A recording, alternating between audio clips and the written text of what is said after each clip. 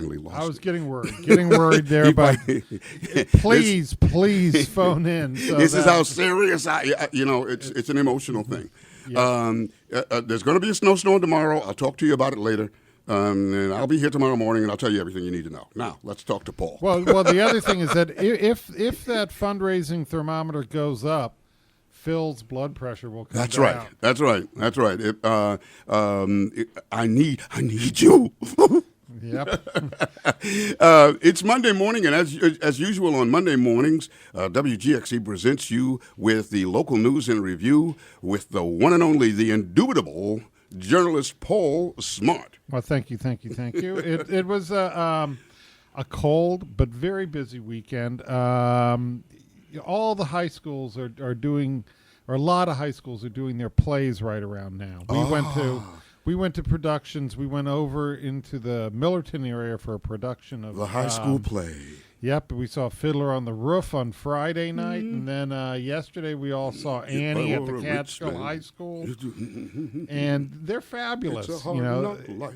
Yeah, I love it. I'm enjoying just thinking about it. I know, and especially when what happens is that the community members, the older musicians in the area come out and serve as the band, and it's just great to hear musicals with a full live band, and you see all these talents that have been kind of percolating and kept down suddenly releasing themselves, and it's a lot of fun. Oh, great. Of course, there are shifts, especially with something like Annie, which our son, who's now 7, has seen maybe 5,000 times.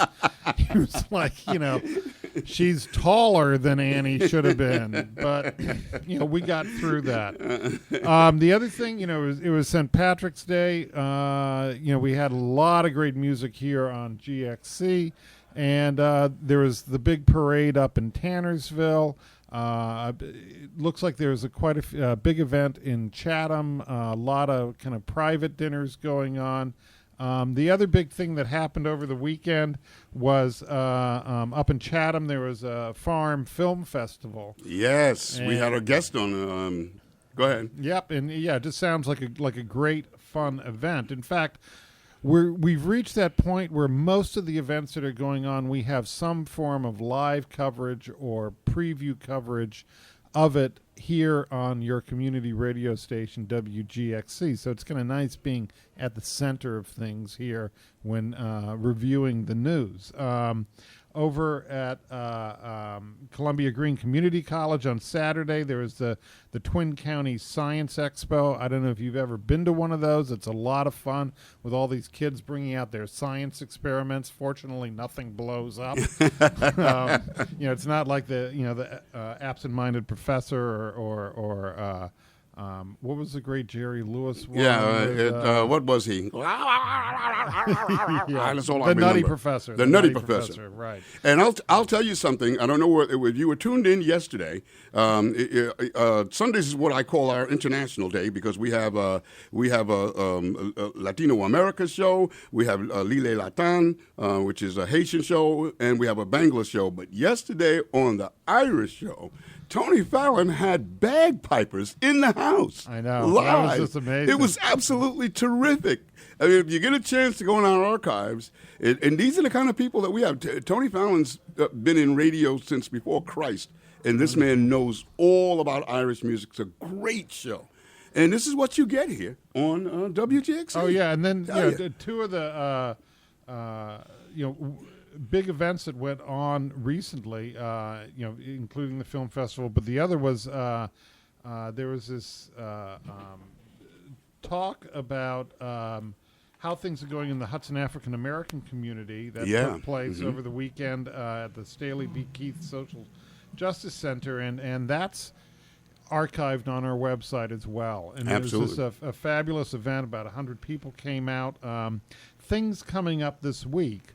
And we're moving kind of at a fast pace today just because it's such a busy show. And we're waiting for those phones to ring. Ring. We need the phone to ring, 518-828-0290. The big thing is the village elections that go on tomorrow. And voting In most villages is from noon to 9 p.m., but check with your village. In some places there are shifts occur, but it's basically from noon to 9 p.m. And there are, the hot races, the real races are going on in Catskill. There's 3 people running for 2 races. The big one's up in Chatham. Chatham seems to be the center of village elections in at least the last 2 cycles. There's an election in Athens where the mayor's position is, the person who's running is running out in the opposition, but there will be a decision about who's going to be serving on the board there. Valatia also. Valatia, similarly, Claverack. There's no real or Philmont. There's no race. Claverack, I don't think there's a race. Across the river, there's a race in Tannersville and in Hunter, and New Baltimore Cooksaki. There's no opposition, so it's a Republican slate coming back in. But these are important to get out. It's at this level where you really have an effect on your local government. And it's going to be some exciting races over in Kinderhook. The incumbent mayor, Gary Streville, is a 5-term incumbent. And he's being challenged by Diane Argyle.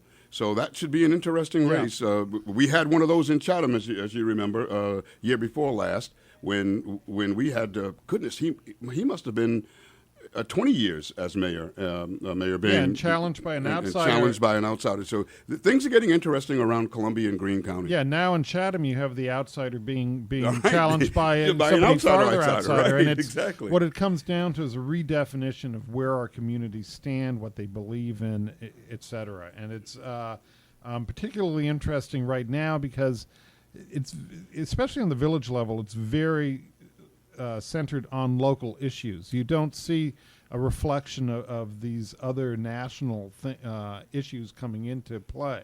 It's very local. And folks, that's one of the reasons why these local elections, when people like Paul Smart go out and find out about these local elections, and Lynn Sloniker go out and find out about these local school board elections, is because it's a mirror of what may come to your community down the road. Right. So you can't ignore the mayor election in Athens and in Catskill or in Valatia or in Chatham, because they're dealing with the same kind of issues. Whether to build a salt shed, whether to close a school. That's what's going on. Well, speaking of those sorts of issues, we were on to the whole.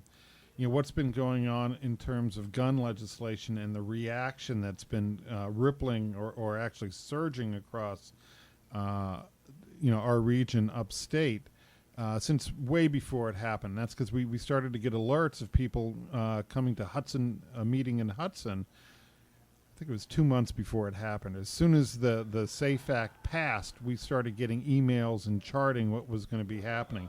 On that front, this past week, the Stockport Town Board voted unanimously on a resolution calling for repeal of the new gun control legislation. People were talking about citing Thomas Jefferson, Greco-Persian Wars, etc.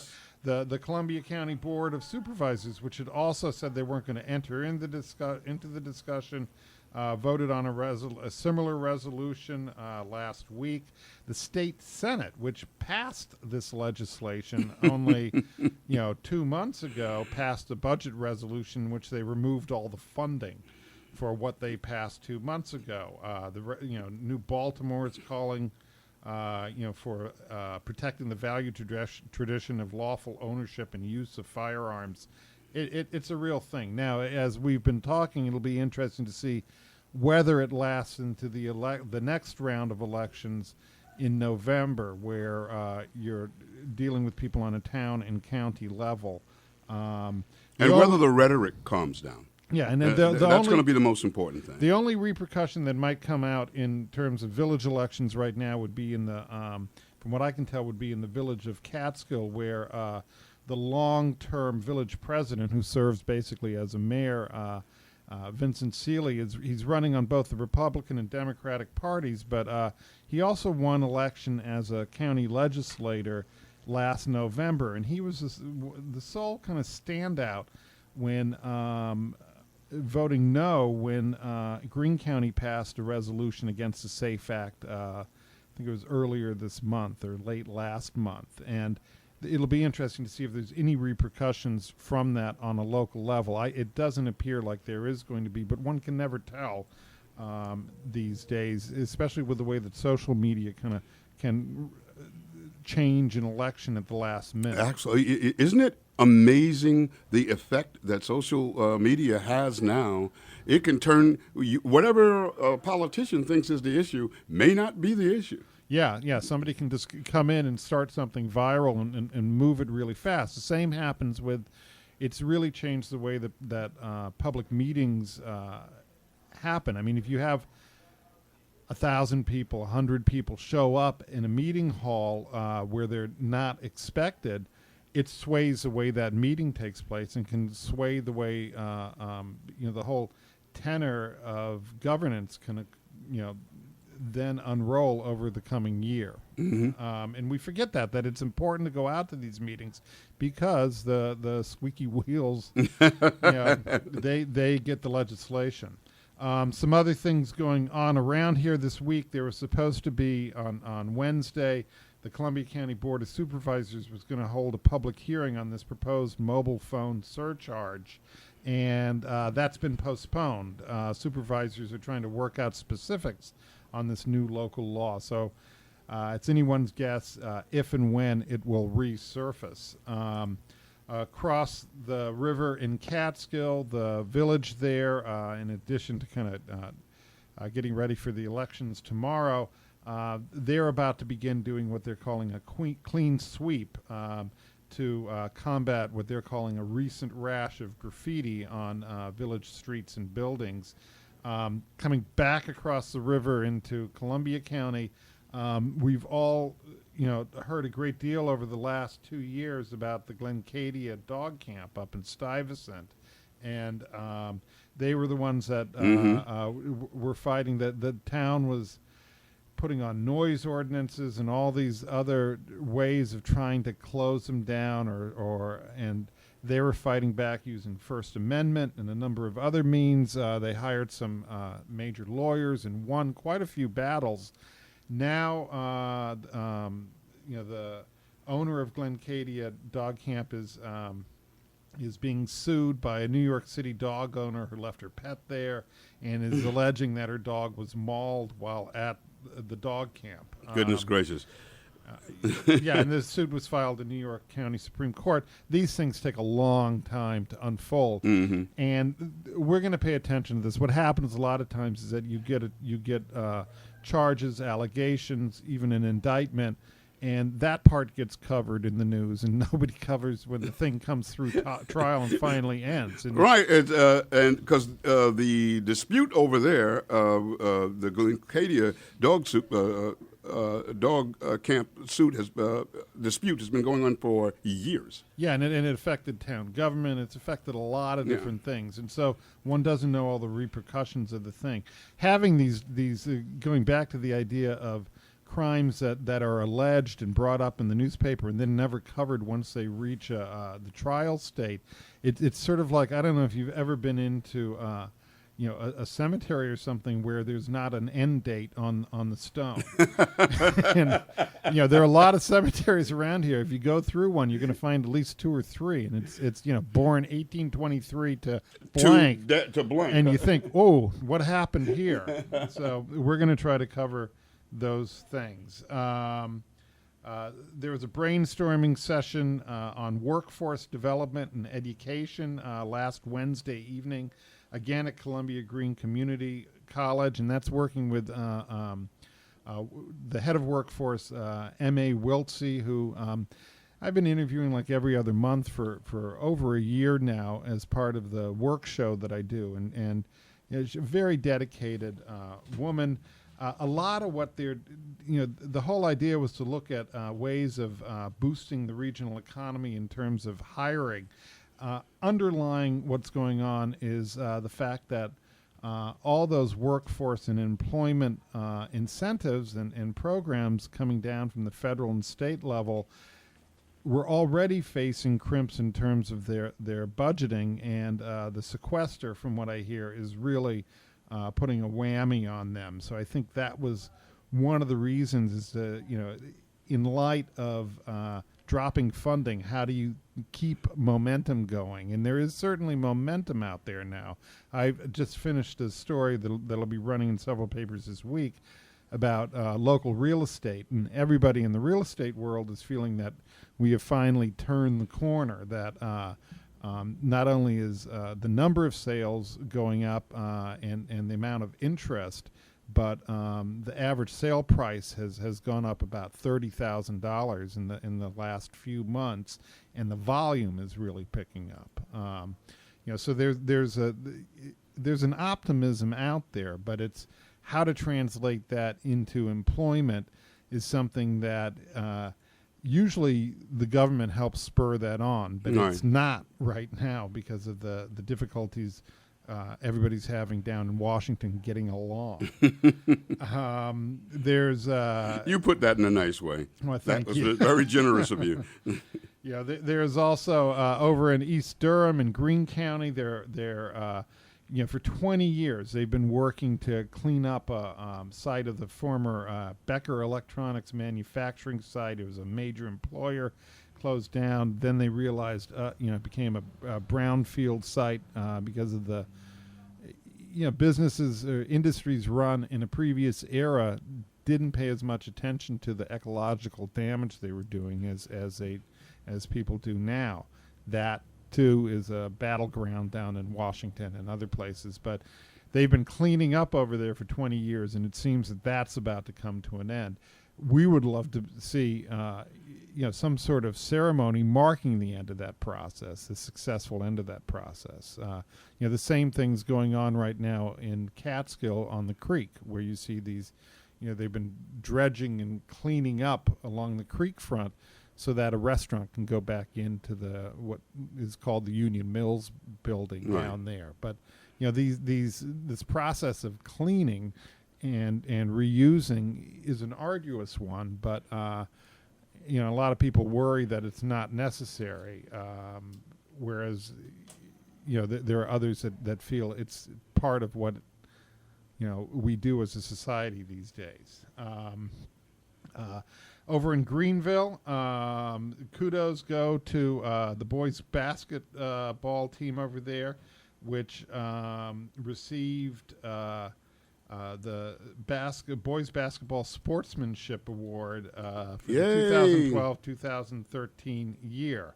And, as I said, this award is voted on by officials and members of the board of the International Association of Approved Basketball Officials, for their sportsmanship, which, we did the Pinewood Derby this weekend as a Cub Scout, and all those kids had to learn sportsmanship and how to hold back tears. There you go. There you go. And it's a part of growing up. Yep. And, kudos to Greenville for going through there. There's something up on the newsroom website at wgxc.org about what's going on in the state legislature, where they're approving spending budget resolutions that would increase state aid to local schools like ours up here. Whether it makes it through the process, there's supposedly a budget about to come out later today or possibly tomorrow. There's some sticking points. It doesn't look like that's a sticking point anymore. Although what happens is that you get horse trading at this point in the game. And a lot of that's between upstate and downstate and, rural and urban communities.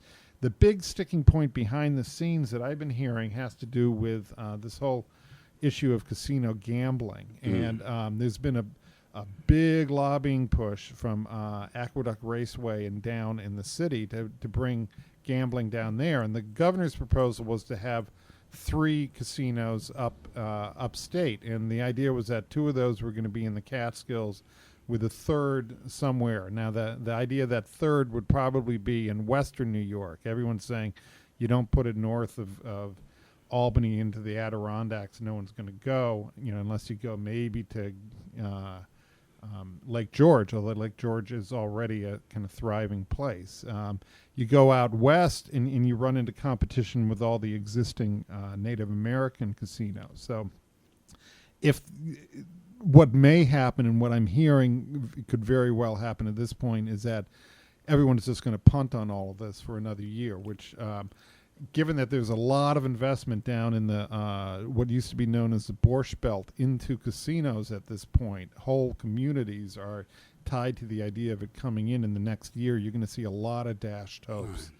Well, I'll tell you, the Borscht Belt will be a good place for a casino, and if you put one down in Aqueduct, that's in between Queens and Brooklyn. I can guarantee you. Yeah, I can guarantee. Yeah, you're not going to want to be driving on the Belt Parkway. You're not. That's number one. You're not going to want to be on the Belt Parkway, but they won't have any problem with getting patrons. That's for sure. Then finally, just on the education front, all of this, the budgets are in process right now. There's everybody's trying to stay within under the 2% tax cap. They're waiting to find out what happens, from the state in terms of those state aid equations. On the other front, in the WGXC newsroom again has just been sterling in terms of dealing with the issues going on over in Cairo, Durham, where they're wrestling with a reconfiguration and consolidation issue. But go up online and you'll find recent meetings and quite a bit archived there. Finally, just in Catskill, the Catskill Teachers Association, the Catskill Board of Ed finally agreed on a new contract last week. That's it's going to run through June 2014. But that's the nature of contract writing these days, is that by the time they finally get agreed upon, you have to start the new process. But marriage, everything's sort of like that. And that's about it. I mean, you've been in terms of the Wikipedia spread of what happened on this day. Yeah, I kind of got them all. Wilson Pickett, Queen Latifah, James McMurtry. You probably don't know. None of you out there know him. He's the son of the writer Larry McMurtry, and kind of a great raconteur from Texas. In terms of history, there are two moments.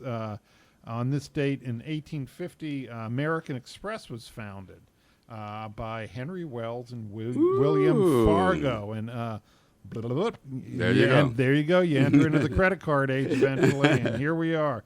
And also on this date in 1909, this means more to our generation, Phil, but Ernest Gallo was born.